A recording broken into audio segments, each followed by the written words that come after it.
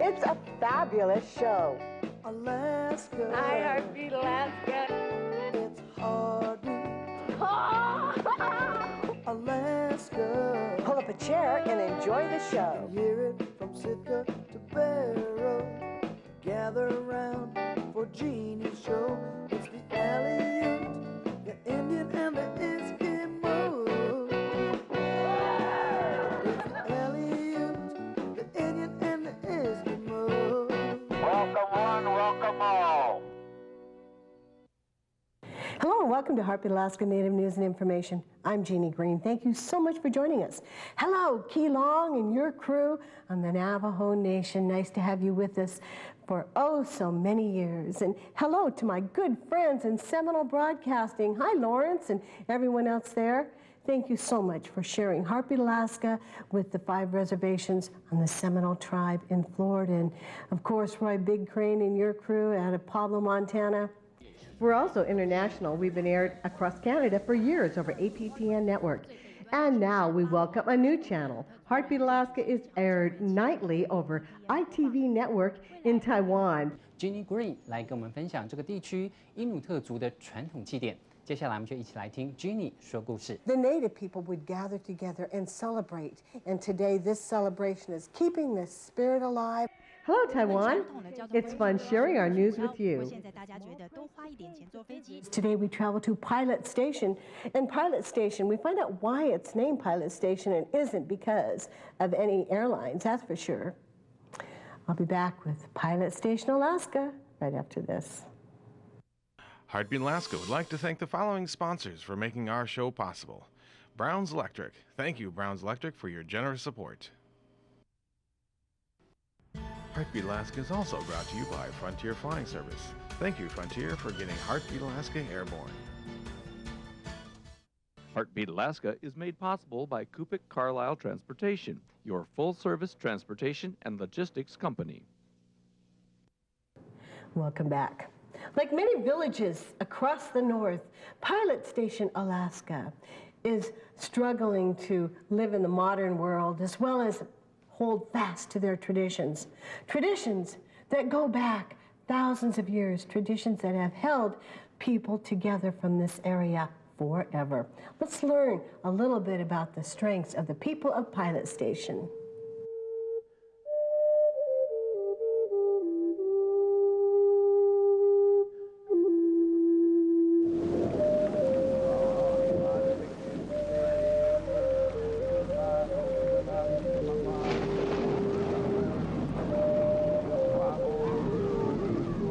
The mighty Yukon River begins as a trickle out of the Juneau snowfields.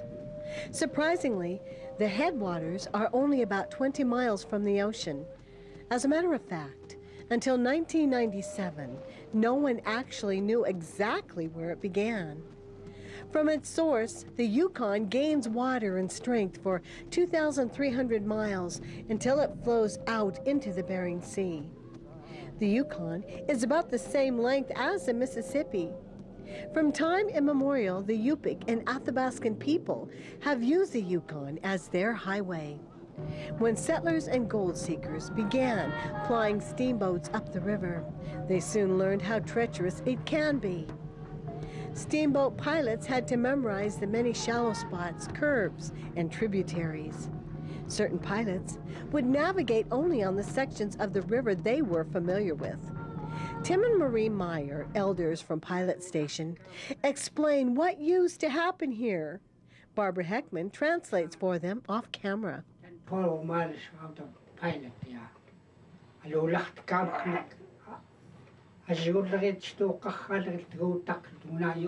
people were here, they had a little village down below where steamboat pilots used to stop, and they call it Pilot Station. Robert and Annie Green also remember the steamboats. Pilot station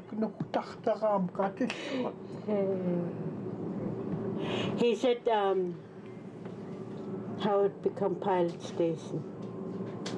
He said it's been pilot station for a long time. These two steamboats, one come from upriver, one from downriver, and they used to meet here and they trade like that. They used to trade like that, maybe the captains. One captain go on the other boat that's going upriver, and one captain that came from upriver go to. They trade like that, trade boats, and maybe that's why they call this pilot station, where they meet and exchange. Pilot Station is the place where knowledge of the river and the ships themselves were passed along.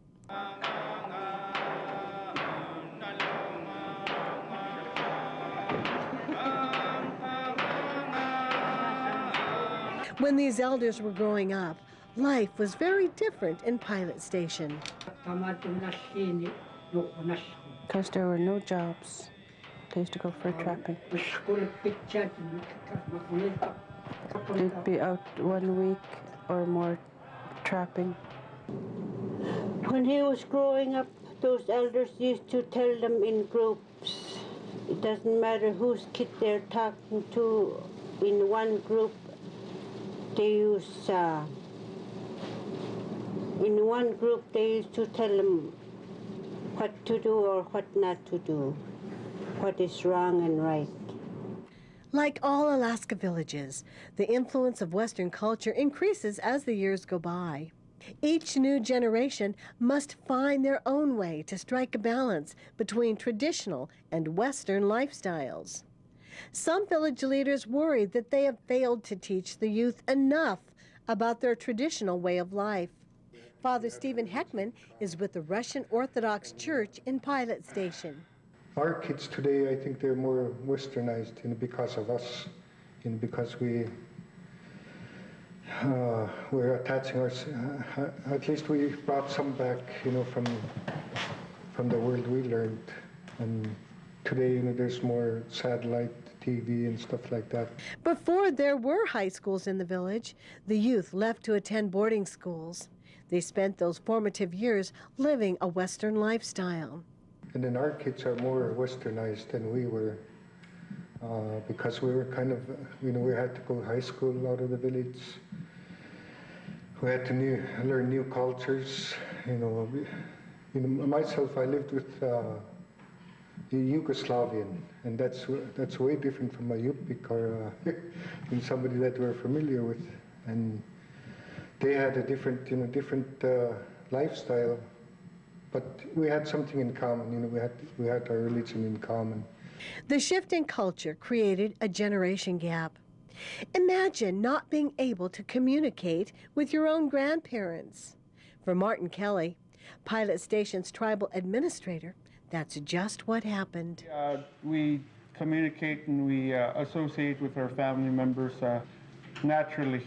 And I do it with my mom because it's my mother. I've known her pretty much all my life. I remember having one of my brother-in-laws tell me I need to translate something for him. But I'd actually say the same thing that my brother-in-law said in English and tell her that. So it was a repeat of what he said, but it wasn't done in Yupik. And that's the way I grew up. It's kind of, I'm ashamed of it, but I got to accept it. The Yupik language is taught in the school here, but it is only one class. Bo Nick was in that class. And we learned, there's a Yupik dictionary, and I have to write words down on the board, and what else? We build malachais, and learn a whole lot of words. I almost learned how to say a sentence in Yupik. As Bo's experience shows, one Yupik class cannot save a language from extinction. We have a generation gap with our communication because we've evolved from a people that passed on tradition by way of mouth, and our culture and our tradition and our values are engraved with our elders that speak the language that we're used to living their way of lifestyle compared to this new generation in today's world. The communication link was broken a long while ago. Like many villages across the state, the youth also face a difficult decision once they graduate from high school. As far as jobs are concerned, and our kids that are graduating from high school, you know, what I've seen in the last 21 years since Lower Yukon School District came, and I have not seen one student in the last 21 years as far as Pilot Station is concerned that has graduated from here and come home with a degree. Connie George feels the pinch of the tough economy in Pilot Station.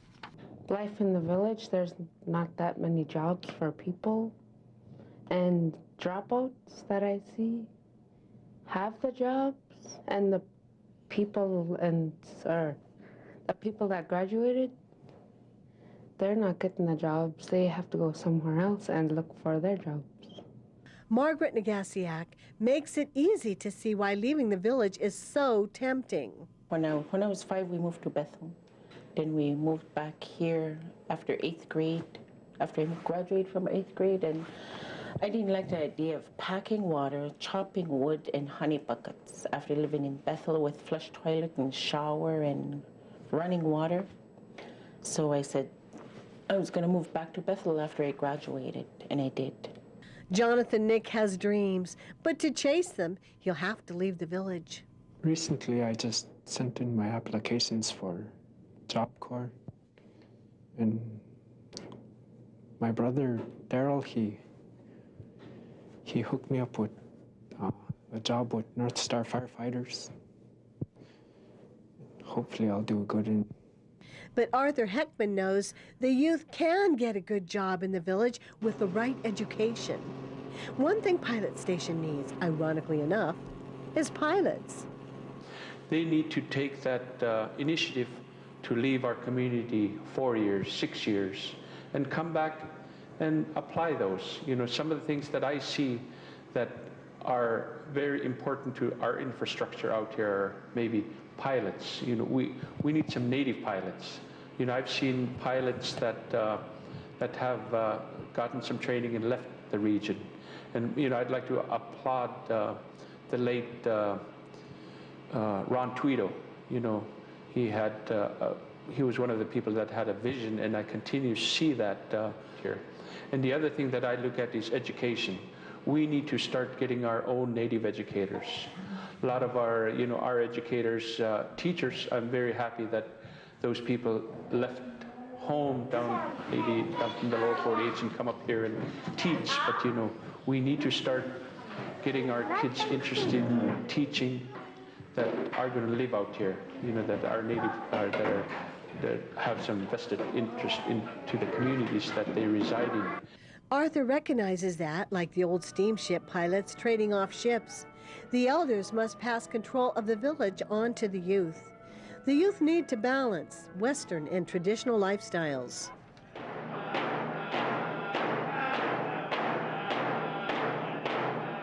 When Heartbeat Alaska continues, we'll show you what the people here are doing to take back their village and reverse the erosion of their culture and language. Alvina Fancy Boy. Horlick. Larry Fancy Boy. Isaiah Fancy Boy. Garrett McKay. Hi, Jeannie. Hi, Jeannie. From Pilot Station.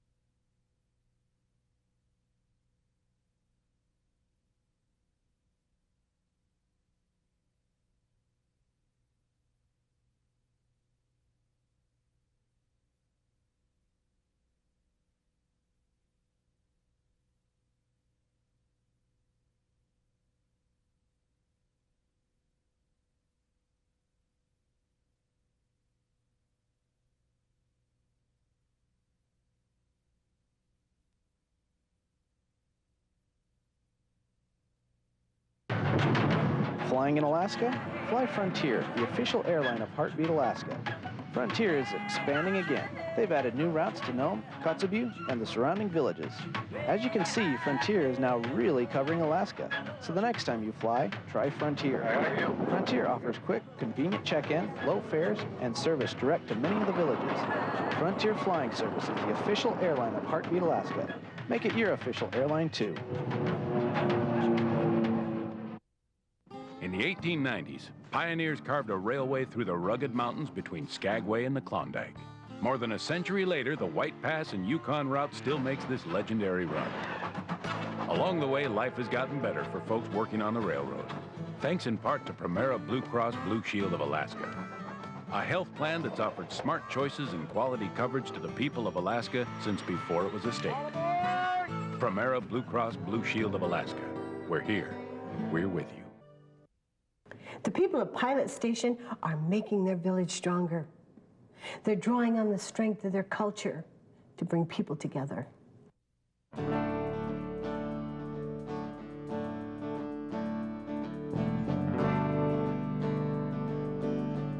Let's face it, the economy in rural Alaska is tough. Jobs are very scarce and goods are very expensive. Commercial fishing, once a mainstay in many villages, is no longer profitable. The people in Pilot Station are not running scared. The village is actually growing. They are turning to the one thing that has always sustained them in the hard times, each other. We're the people of the wind. We're the people of the rain. We're the people of the rainbow. See you once again. This weekend, the community is spending 3 days rebuilding the bonds that weakened over the past few years. Come on, Bird. There's always another end. Two faces this begin. You and me. They are building a bridge across that generation gap. And speaking of generation gap, check this out. Anna Alick is 102 years old this weekend. So what happens when someone turns 102 in Pilot Station? Well, everyone brings their favorite dish and the whole village gives a potlatch. Happy birthday to you. Happy birthday, dear Anna. Happy birthday to you.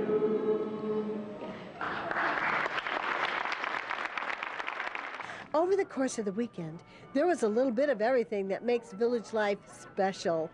Good food, fiddle dancing, yupik dancing, and even a special youth dance.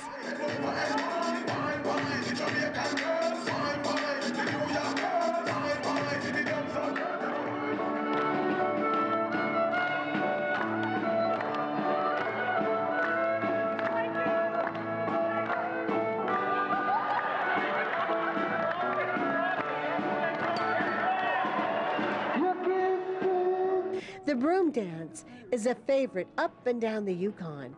After each verse, everyone trades partners and tries not to be the one stuck dancing with the broomstick. When the rainbows tear the clouds away, when my bloom will turn to gold again.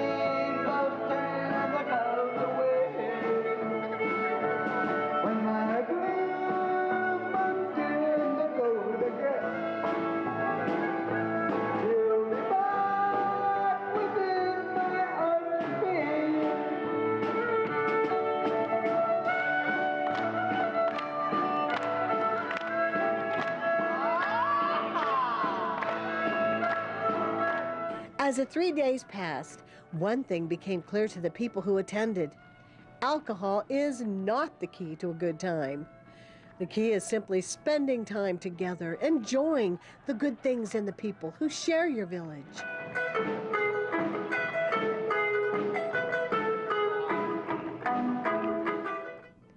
For a few months last year, Pilot Station tried being damp, meaning alcohol was allowed, but couldn't be bought or sold in the village. For Father Stephan Heckman, it was clearly an experiment that failed. You know, I've been working as a counselor, as a village wellness counselor for about close to 20 years now. And I noticed that last year when it opened for a while, we're still feeling the effects today. You know, we have some families that are separated from their children. Some people that went into jail for a while, you know, they have to face court sentencing, you know, to going through counseling or, you know, going through other programs. And I'm afraid if it opens again, it'll be, you know, we'll just get ourselves set up for another, you know, another round of that. Winifred Nick remembers what it was like for those 3 months. Town's improved since it got dry, and I like it better this way. The gathering came at the perfect time. It brought people together, just as the village is about to take on some big goals. One of those goals sits right in the middle of the village. Connie George isn't afraid to talk about it. The lagoon, it's right in the center of the village, and that pollutes the air and gets people sick, and it stinks. The dump, it's the same thing, but further up towards the airport, that's where all the wind blows. Currently, about half of the village's homes have water and sewer. The process to bring the other half is underway, but there is a lot more to do. Also, the mighty Yukon River, the lifeblood of many villages, is becoming sick, and it is the very people who depend on it that are responsible. I want to make everybody aware that we need to start cleaning the river, you know, if we're going to continue living off the salmon. I challenged all the kids in trying to make them aware that, you know, polluting and littering alongside the river is just hurting our habitat and our game and our fish. I challenge the kids that, you know, to get a cup of water out directly from the river and look at it and see if they could drink it. Because if they can't, you know, our fish and game are doing it without a choice. They live in the water, they swim in it, and you know, it's everything is directly from the water. All our game, fish and game. Martin hopes that, like the steamship pilots who use this spot to pass along knowledge of the river and trade ships, the people of Pilot Station will pass along the wisdom it will take for the next generation to guide this village and the Yupik culture into the future. As far as our community is concerned, we have a lot of good people in the village. You know, we as parents need to take an active role in our children's education. You know, there's one thing to complain. You know, everybody complains, but you need to come up with a solution. If a high school student chooses to live a subsistence lifestyle, that in itself is, you know, is successful. I'd say just working together, you know, start working together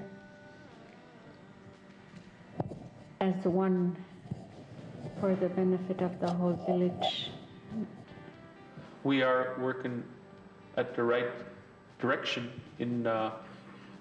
towards that direction, again with our leaders in our community, and a lot of the leaders that we have in place now do have concerns for the community as a whole in general. And I think we are taking those steps, and we need to continue to move it towards that direction to make this just a better place to live in. But we do have, a lot of our people in this community are very generous to not only their relatives, but people that come into the community. It's just a good town.